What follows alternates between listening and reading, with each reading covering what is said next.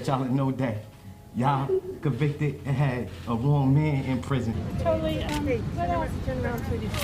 Oh, my grandson! Guilty of... 5 wrongly convicted individuals spent decades in prison before being exonerated and released. Susan Mellon, a 59-year-old grandmother, spent 17 years in prison after being wrongly convicted of murder. In 1997, she was accused of killing her ex-boyfriend. She was arrested at a McDonald's while on her way to buy her youngest daughter a Happy Meal. Susan maintained her innocence throughout her time in prison. While in prison, Susan never gave up hope. She even wrote freedom on the bottom of her shoes, believing that one day she would be free. After nearly 2 decades, her case was reviewed and it was found that she had been wrongly convicted. A judge exonerated her and she was released from prison. Conviction is overturned, and as to Ms. Mellon, the case is dismissed. After her release, Susan was able to reunite with her family. She was especially excited to meet her grandchild Aiden for the first time. Aiden recognized her immediately and treated her as though they had never been apart. Totally, what else? Turn around, sweetie. Oh, my grandson! He knows me already. Do it, get excited. You are no longer under any conditions in this court. You are free to leave.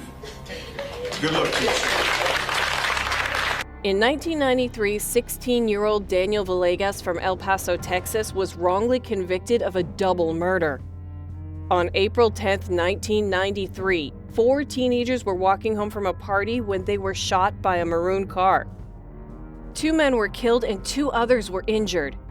Police had very little evidence, only 6 shell casings from a .22 caliber handgun. The investigation relied heavily on confessions.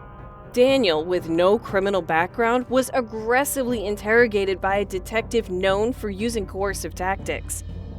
He was threatened with prison rape, death, and the death penalty. Under this pressure, Daniel confessed to the crime despite inaccuracies in his statement. He was sentenced to life in prison. Daniel spent 25 years in prison, during which a team of advocates, including John Mambella, worked to prove his innocence. Evidence showed that the detective had used similar tactics on another victim, Jesse Hernandez, who had also been coerced into confessing. Further investigation revealed that gang members had boasted about committing the crime. Daniel was offered an Alford plea, which would allow him to plead guilty while maintaining his innocence.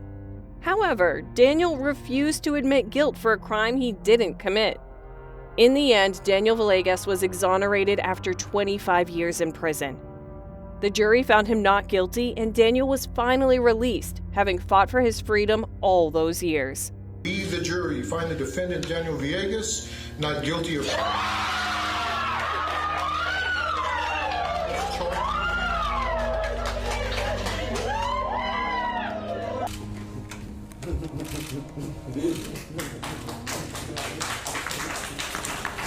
John Bunn was wrongfully convicted at just 14 years old for a murder he did not commit. In 1991, he was accused of being involved in the shooting death of a police officer in Brooklyn, New York. Despite his innocence, he was sentenced to 17 years in prison and spent an additional 10 years on parole. Bunn's wrongful conviction was based on a coerced confession and flawed evidence. At such a young age, he was forced into a legal system that didn't protect him, and for nearly 3 decades, he fought to prove his innocence. During his 17 years of incarceration, Bunn faced many challenges. One of the most significant issues was his illiteracy. Unable to read or write, he struggled to navigate the prison system and communicate effectively. However, this struggle fueled a deep determination to learn. With the help of a teacher in prison, Bunn learned to read and write, which gave him the tools to eventually fight for his freedom. I want y'all to know that y'all convicted and had a wrong man in prison. I want to say thank you, Your Honor, because in 27 years, I've been fighting for my life.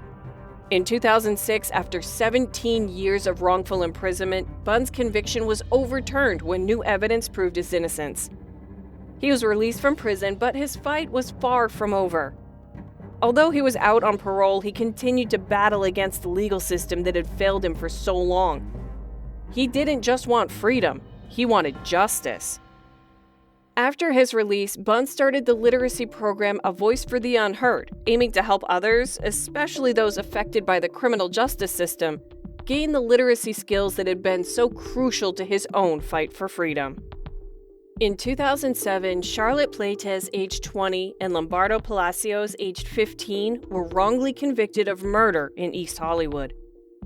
Charlotte and Lombardo spent a total of 6,415 days in prison for a crime they did not commit. They spent 17 years behind bars fighting to clear their names. Lombardo, who was just a teenager when he was arrested, faced many emotional struggles during his imprisonment. He was subjected to intense bullying and abuse while in jail, and he often found himself crying out for help, asking God for assistance as he struggled with the situation. That I was feeling very alone, abused, because it was just a bunch of bullying. After years of legal work from a law student, several attorneys, and the LADA's Conviction Integrity Unit, it was determined that they were innocent. Investigators identified the true perpetrators of the shooting, which led to the exoneration of Charlotte and Lombardo. In 2023, a judge vacated their convictions and they were released from prison. When they were freed, Lombardo Palacios said, "I'm the happiest man in the world," expressing overwhelming relief and gratitude for the second chance at life. I'm the happiest man in the world. I feel like I was born all over again, and have another chance at life.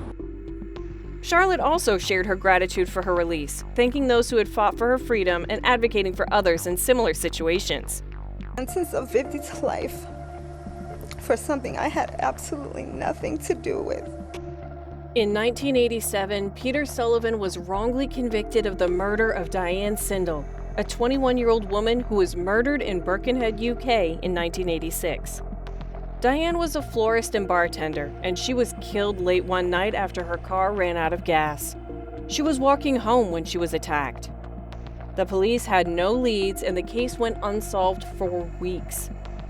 Eventually, they focused on Peter Sullivan as their prime suspect. Sullivan was 15 years old at the time of the murder. He was questioned by the police and eventually admitted to the crime, although he later retracted his confession. Despite this, he was convicted and sentenced to 50 years to life in prison. Sullivan spent 37 years in prison for a crime he didn't commit. His case remains unresolved, and he spent decades fighting for his innocence despite being wrongly convicted. In 2023, after new DNA evidence was uncovered, it was confirmed that Sullivan was innocent. The evidence showed that the DNA found on Diane Sindel's body was not Sullivan's, which led to his conviction being vacated.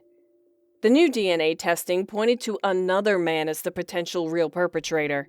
The issues of the bite mark evidence and the reliability of confessions now has to be considered in the context of the DNA evidence as to the involvement of an unknown man. The revelation that Sullivan had spent nearly 4 decades behind bars for a crime he did not commit was a major miscarriage of justice. Sullivan's release came after years of legal battles, with a court of appeal overturning his conviction. We quash the conviction. As we have noted, the respondent very properly does not seek a retrial. The appellant must therefore be released from custody. When the news of his exoneration was announced, Sullivan was in tears, overcome with emotion. He had spent 37 years in prison, and finally, he was free. He said, "I am not angry, I am not bitter." He said he was just anxious to return to his loved ones and, as he put it, repair what he could from the driftwood